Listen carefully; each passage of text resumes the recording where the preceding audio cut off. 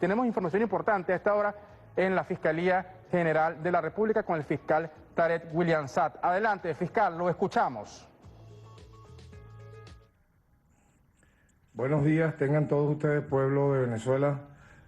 Con el debido respeto nos quitamos este obligatorio tapabocas para transmitir el día de hoy una destacada, importante noticia.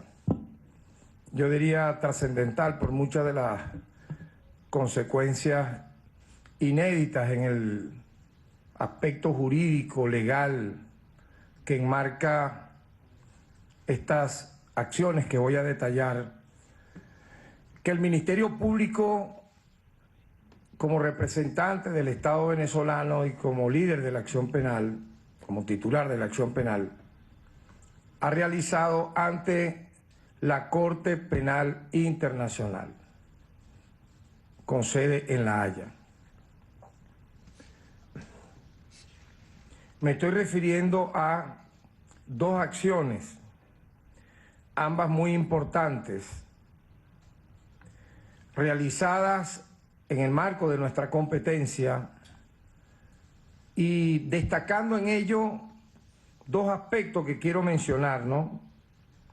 En primer lugar, asegurar el debido proceso en relación al examen preliminar que está en curso ante la Corte Penal Internacional, concretamente ante la Fiscalía de la CPI, y el derecho a la defensa de Venezuela, que según nuestro criterio ha sido vulnerado, y explicaremos en el comunicado y unos comentarios adicionales el porqué de esta apreciación que hemos tenido en medio de un trabajo arduo, de un trabajo sincero, enmarcado en el estricto respeto al derecho internacional y a los derechos humanos, con profesionalismo, con el debido respeto a la persona humana, que en este caso ha sido asistida por nuestra institución durante todos estos años, a partir de, concretamente, agosto del año 2017, tomando en cuenta que en el pasado prácticamente el Ministerio Público era un cascarón vacío, yo diría, una de las instituciones más desprestigiadas del país, algo que obviamente hoy hemos totalmente transformado para bien de la comunidad y del pueblo. En tal sentido, ya se conoce que el Ministerio Público, notificado a través de una comunicación el pasado 2 de octubre del año 2020 por la Fiscalía de la CPI, en donde avanzaba un examen preliminar promovido particularmente con el sesgo político del llamado Cartel de Lima o Grupo de Lima, donde en una acción jamás conocida en esa Fiscalía de la CPI, un grupo cartelizado para ir en contra de la democracia venezolana asistió a esta Fiscalía para denunciar prácticamente con una maniobra de muchísimos falsos positivos que hemos ido ya desmantelando, que hemos ido ya totalmente desenmascarando. Por ejemplo,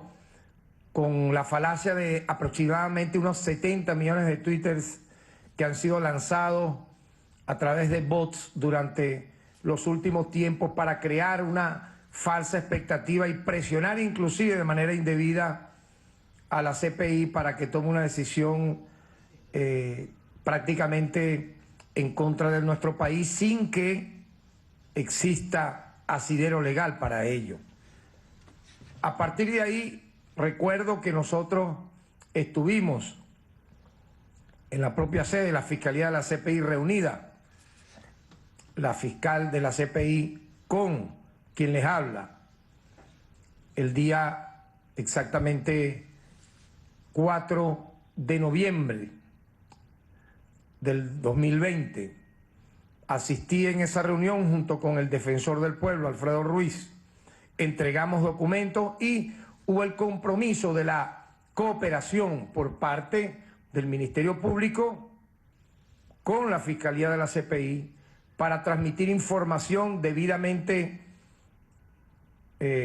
vamos a decir, soportada, con anexos, con números de expedientes, con detalles de los casos respectivos, que inclusive teniendo fuentes alternas hemos podido ir en medio de una oscuridad avanzando para lograr el objetivo de la defensa, en este caso, de la República Bolivariana de Venezuela y obviamente de los derechos humanos que nos asiste a las víctimas que han venido acá al Ministerio Público a hacer las denuncias respectivas sobre temas de nuestra competencia. Entonces, debo recordar que a partir de ahí, a finales de noviembre del año 2020, a finales de enero del año 2021, entregamos los primeros alcances, los primeros informes, producto de ese compromiso que tuvimos con la fiscal de la CPI y su equipo de entregar la información en base a lo que establece el propio Estatuto de Roma, la complementariedad, la cooperación. Eso tiene que tener un feedback. Y voy a hablar de por qué ha habido desigualdad en el caso venezolano. No ha habido ese feedback, no ha habido, digamos, esa llamada debate sano de la complementariedad, de la cooperación, de la interactuación, porque no solamente fueron esos dos documentos. Luego, a partir de ese final de enero del año 2021 en curso, a la fecha hemos seguido consignando documentos, aproximadamente unos 6 documentos, que dan una especie de 3.000 páginas aproximadamente de trabajo arduo de este equipo del Ministerio Público en defensa de los derechos humanos de la gente, de las víctimas que aquí asisten a buscar justicia, entregando suficientes recaudos, y frente a ello algo insólito ha ocurrido, pues lo que ha tenido de correspondencia este Ministerio Público ha sido el silencio por parte de la Fiscalía de la CPI. Frente a eso, el Ministerio Público, el día de ayer, y es el anuncio que quiero hacer, y el comunicado que voy a leer con algunos comentarios posteriores, el día de ayer el Ministerio Público de la República Bolivariana de Venezuela ha presentado 2 acciones en el marco del examen preliminar del caso Venezuela 1, de gran importancia para el correcto desarrollo de la cooperación brindada por el Estado venezolano a la Fiscalía de la Corte Penal Internacional.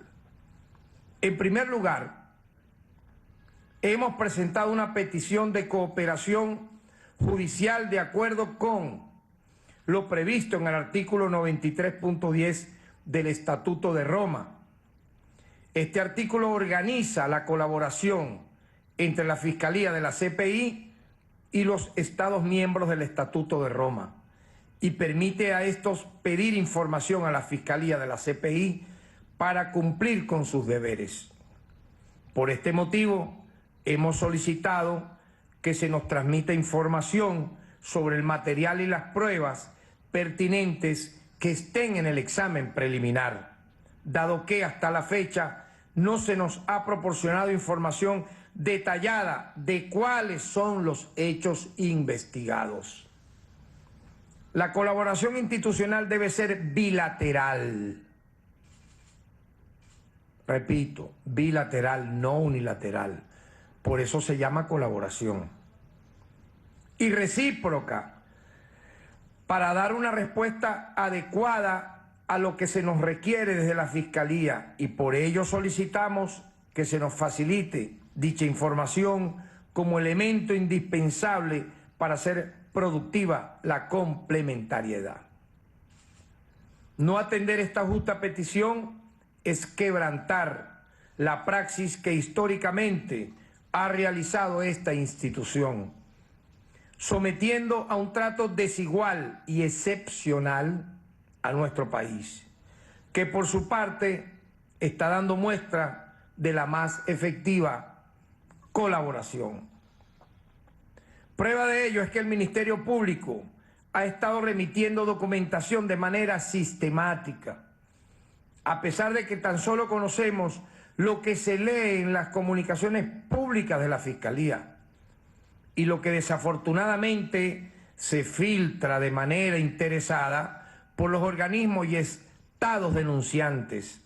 Es por ello que solicitamos expresamente que la cooperación sea bilateral al amparo de lo dispuesto en el artículo 93.10 del Estatuto. En segundo lugar, el Ministerio Público de Venezuela ha presentado una solicitud de control judicial. Repito, son dos solicitudes. En virtud esta del artículo 46.2 del reglamento de la CPI. Esta petición ha sido presentada ante la Sala de Cuestiones Preliminares de dicha institución para que ésta se pronuncie sobre la inseguridad que inunda la fase de examen preliminar y corrija el trato desigual que se da a los diferentes países afectados, que en el caso de Venezuela está siendo paradigmático. Estamos ante una oportunidad única para que se contribuye a asegurar que el trato se dé a los países objeto de un examen preliminar sea justo e igualitario. Nuestra solicitud se fundamenta en un minucioso análisis de todos los casos que la Fiscalía de la CPI ha sometido a examen preliminar, que demuestra, sin paliativos, la actuación parcial e interesada que está sufriendo la República Bolivariana de Venezuela. Reclamamos amparo por parte de la Sala para que se nos conceda el mismo trato que se ha dado a países como Colombia, entre otros, que lleva casi 17 años bajo examen y que ha recibido 12 misiones de la Fiscalía, de la CPI. Nuestro país no ha recibido ni una sola visita, a pesar de que hemos reiterado en numerosas ocasiones nuestra voluntad de recibir al equipo de la Fiscalía de la CPI, con el máximo respeto institucional, pero también con la máxima contundencia. Exigimos que no sean motivaciones políticas las que guíen las decisiones de la Fiscalía de la CPI en este caso. Con esta solicitud de control judicial pedimos a la Sala de Cuestiones Preliminares que se pronuncie sobre 3 asuntos esenciales.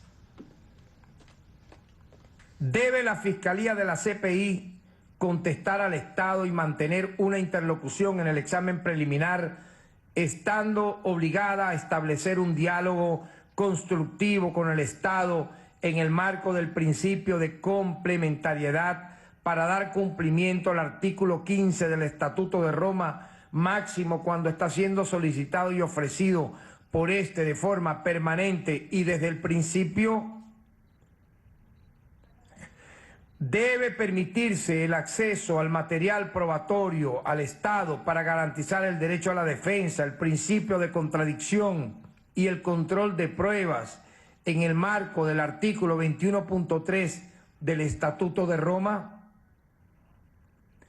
¿Puede la Fiscalía de la CPI basar sus consideraciones en un examen preliminar sobre documentación sustraída ilegalmente y aceptar fuentes de información y denuncias que se acrediten como parciales, obrantes bajo mala fe o sin rigor probatorio alguno?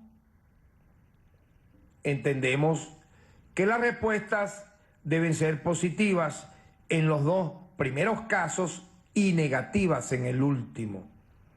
En definitiva, consideramos que la Fiscalía de la CPI debe informar plenamente sobre su posición con relación a la información suministrada por nuestro país y establecer junto con este una hoja de trabajo conjunto para sacar el máximo partido a la firme voluntad de colaboración que el Estado venezolano tiene desde que fue requerido por la Fiscalía el pasado 2 de octubre de 2020.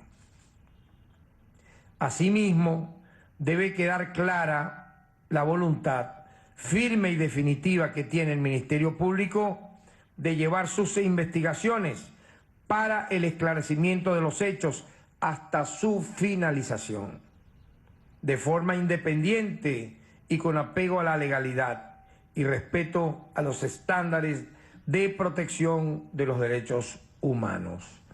Fechado este comunicado en Caracas el 27 de mayo del año 2021 y bueno, procederemos obviamente a enviar, a difundir a los medios tanto nacionales como internacionales, aparte de esta lectura pública de este comunicado que revela, repito, la importantísima acción del Ministerio Público realizada el día de ayer, en donde se presentan dos acciones, repito, ante la CPI para asegurar el debido proceso y el derecho a la defensa de Venezuela ante el examen preliminar que cursa en esta instancia internacional. Quisiera hacer unos comentarios y adicionales para terminar sobre este comunicado que he leído. Incluso hay algunas infografías que pueden explicar un poco lo que voy a detallar a continuación. Como ustedes pueden ver acá y en pantalla también, pueden ver esta lámina y en pantalla también, si puede acercar por favor.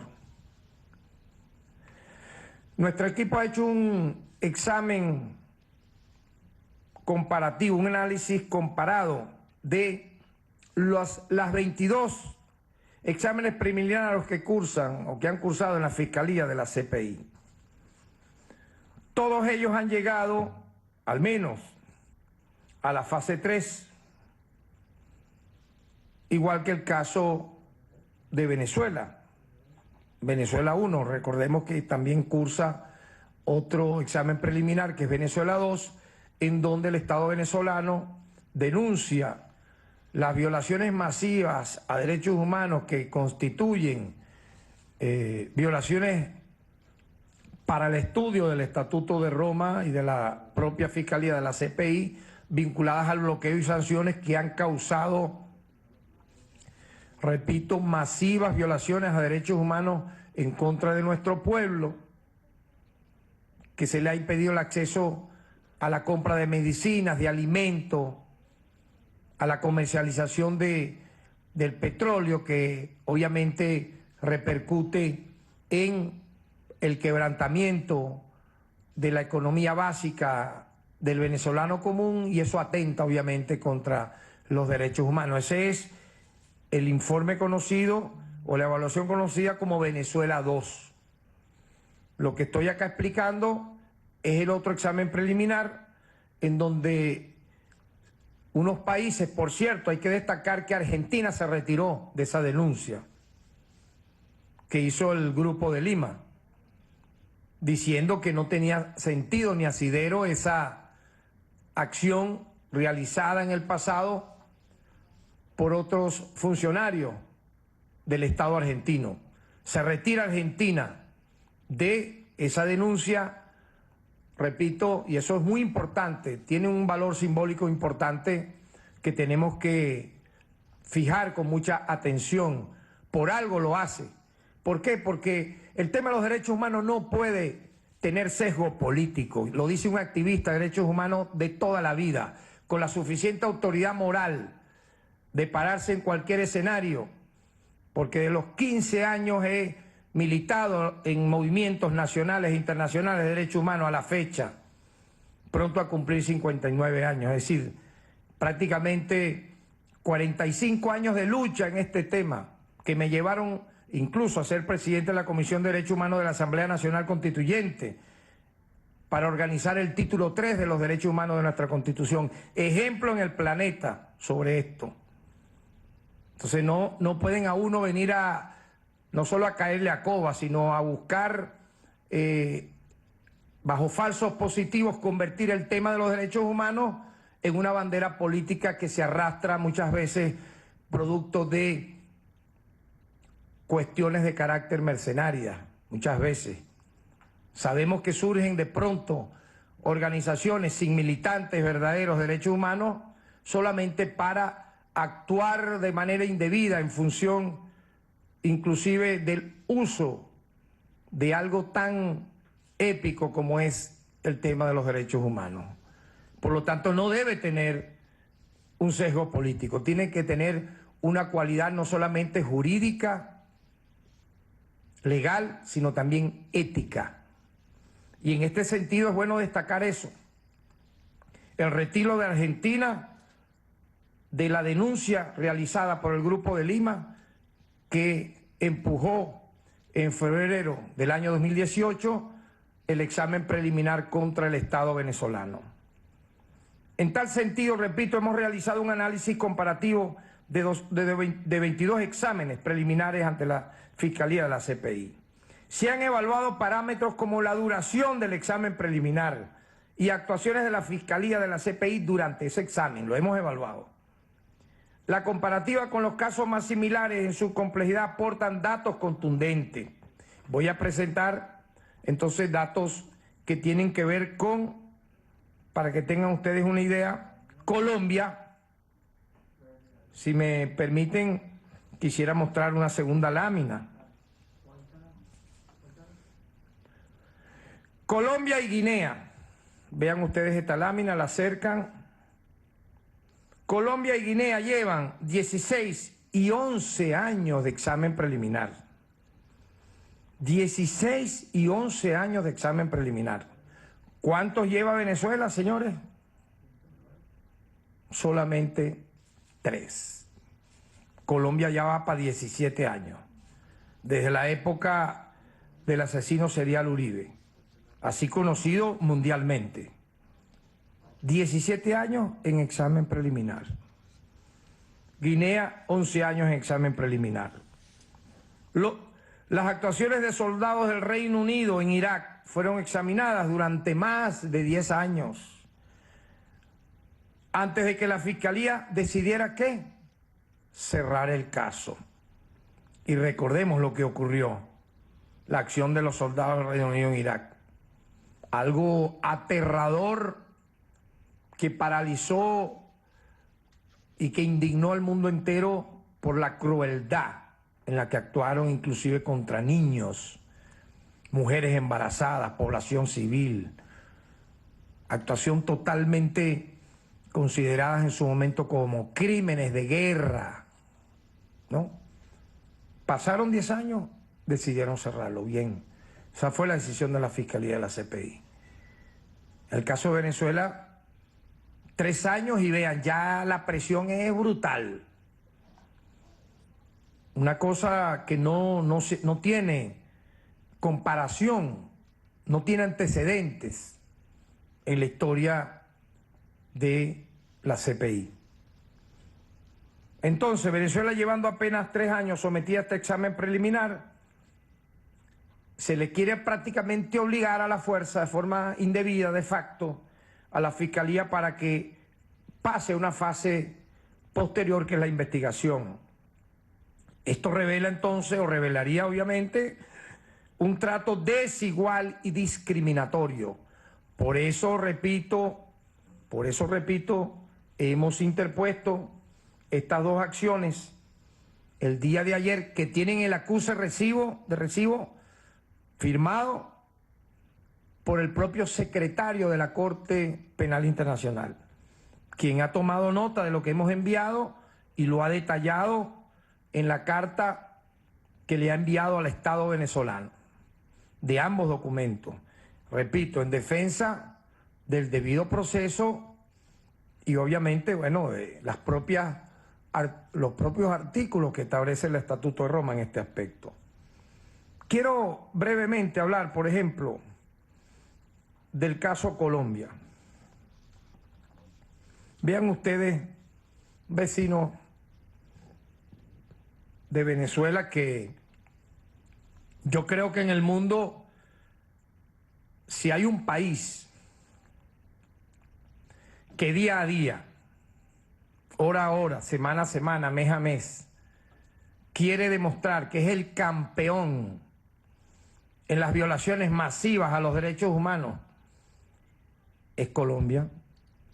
La matanza de candidatos a ser presidente, a ser gobernadores, a ser alcaldes, por tener una tendencia política de izquierda, líderes comunitarios, líderes indígenas, activistas sociales, personas que salen a marchar pacíficamente y son asesinadas. Se habla en este momento, en las recientes manifestaciones que hubo en Colombia, de aproximadamente más de 50 asesinados y 300 desaparecidos. 300 desaparecidos, uno pudiera darlos lamentablemente por incluso también muertos, porque ¿dónde están?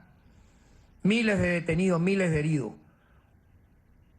De eso poco se habla en instancias internacionales defensoras de los derechos humanos.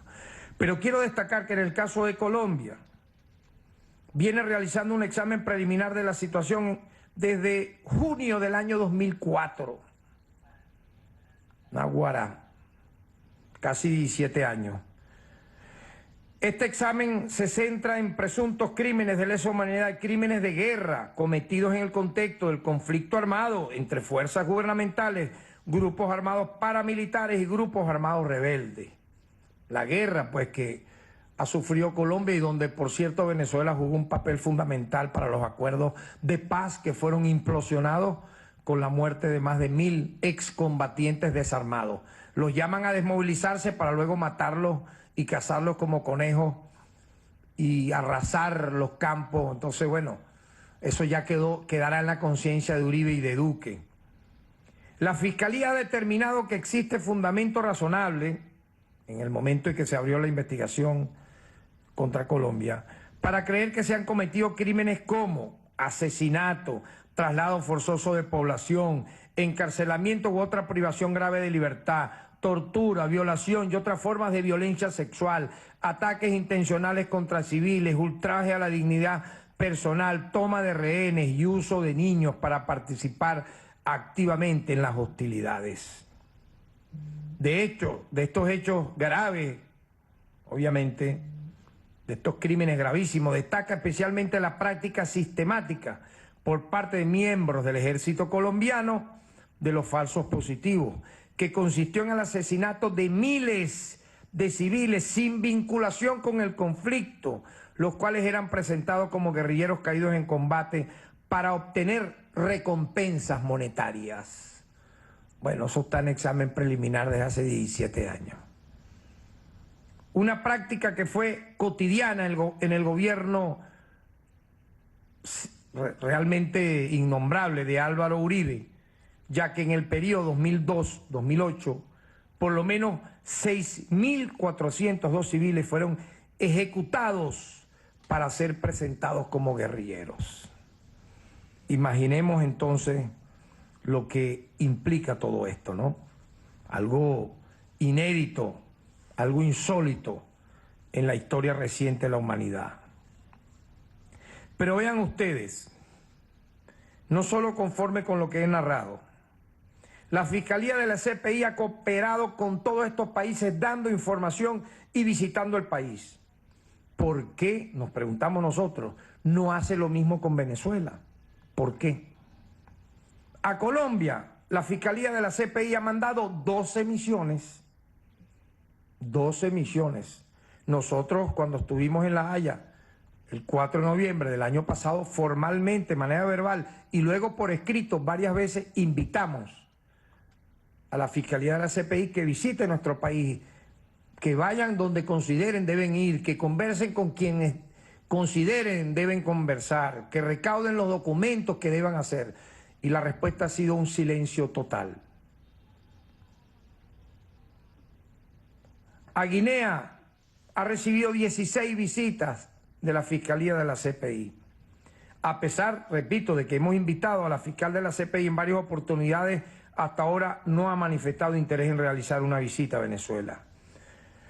Sin embargo, una vez más insistimos en que las puertas de nuestro país están abiertas para que vengan a comprobar in situ el trabajo que estamos realizando, que se reúnan con nuestros equipos, que tengan acceso, si así lo desean, a los expedientes, que lo revisen con sus equipos técnicos. También hemos comprobado, y aprovecho para mostrar, hablando del trato desigual, nuevamente esta lámina, podrán acercarla por favor, y al mismo tiempo se muestra en pantalla, mientras vamos acá desarrollando esta locución. Quiero destacar también que Colombia tiene un marco de referencia, es decir, Colombia tiene una hoja de ruta de la colaboración entre la Fiscalía de la CPI y el Estado. Y Guinea lo va a tener en breve. Mientras tanto, Venezuela sigue a ciegas, como he dicho varias veces, en este sentido. ¿Por qué este trato discriminatorio? ¿Por qué este trato desigual? ¿Por qué Venezuela no tiene una hoja de ruta en este examen preliminar? ¿Por qué? Lo tiene Colombia, lo tiene Guinea y otros países, y el Estado venezolano no, que ha colaborado, que ha cooperado, que ha entregado documentos, que ha visitado la sede de la Fiscalía de la CPI, que ha mostrado buena voluntad de cooperación. No hemos tenido respuesta. La Fiscalía cerró el examen preliminar de Reino Unido, aunque se consideró por todas las ONG y la propia Fiscalía que el Reino Unido no cumplía con sus deberes, que no llevó a juicio un solo caso de lo que la Fiscalía de la CPI consideró como crímenes de guerra cometidos por sus soldados en Irak. El Reino Unido practicó el saboteo, pues, a la investigación de la CPI, y aún así fue premiado con el cierre del caso. Imagínense, ni un solo soldado de los que masacraron detenido.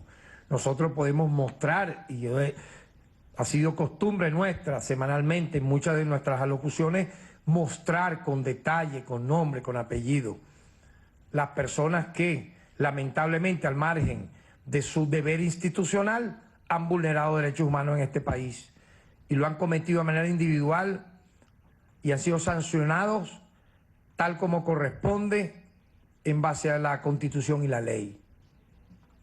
Pero vean ustedes, en el caso del Reino Unido, un solo soldado fue enjuiciado por los presuntos crímenes de guerra que ellos cometieron, y a pesar de ello, la Fiscalía de la CPI dijo que no, que había actuado bien el sistema de justicia del Reino Unido, y cerró el caso. Venezuela, por su parte, ha colaborado con la CPI y está respetando sus obligaciones de derecho internacional. Desde octubre del año 2020, el Ministerio Público ha presentado 5 informes, óiganme bien, 5 informes en 7 meses, donde hemos dado cuenta de más de 700 procedimientos penales en curso para investigar y castigar, si se estimase así, a los funcionarios de nuestro Estado que hayan podido cometer violaciones a los derechos humanos. Vean la diferencia de fondo, la diferencia estructural y orgánica con los demás países que han sido o son examinados por la CPI, de cómo ha actuado el sistema de justicia de Venezuela. Eso tiene legal y obligatoriamente, en base a lo que establece el Estatuto de Roma y en respeto a los Estados partes, tomarse en cuenta. Obligatoriamente, no estamos aquí mendigando nada, estamos solicitando de manera respetuosa y formal que nos den un trato igualitario en base a lo que establece la ley. Y que estos 700 procedimientos penales y estos 5 informes que hemos entregado sean verdaderamente leídos, no con un mateo, No estar leyendo una contraportada o pasando una página, leyendo subtítulos o títulos, no. Leído, desglosado, evaluado, para en una recíproca colaboración interactuar. 9 reformas destinadas a mejorar la protección de derechos humanos han sido un avance que va a la par de la judicialización de quienes han mancillado los derechos humanos. 9 reformas, ¿qué les parece? Anunciadas públicamente, que han aparecido en Gaceta, otras anunciadas por nosotros acá. Frente a ello, ¿qué se puede decir? ¿Qué dice las autoridades de la CPI? Tienen que tener una interlocución y decirnos qué les parece. Como sí ha ocurrido, repito, con otros países. No pueden decir que eso, no, en esta fase no puede hablarse, no puede haber reciprocidad. ¿Cómo que no? Si eso es lo normal. ¿Cómo puede existir una cooperación, una colaboración, una complementariedad cuando en el caso venezolano se entregan informes, se entregan documentos, se hacen procedimientos permanentemente, 3.000 páginas aproximadamente en la mesa para evaluar, y del otro lado, en este caso la Fiscalía de la CPI, hay un total silencio a lo que se está enviando? No ha sido así, repito, el trato con Colombia, con Guinea y el trato en el momento entre cuando se examinó la actuación del Reino Unido en Irak. Por lo tanto, no pueden decir, no, en esta etapa no se habla nada. No es así. No es lo que establece el Estatuto de Roma. Y ya para finalizar, y esto sí es muy importante destacarlo, la República Bolivariana de Venezuela va a seguir cooperando, colaborando, tal como establece el Estatuto de Roma, con la Corte Penal Internacional. Somos respetuosos de la justicia internacional y mientras cooperamos seguimos reforzando nuestras instituciones para que sean garantes de los derechos humanos. No es algo nuevo.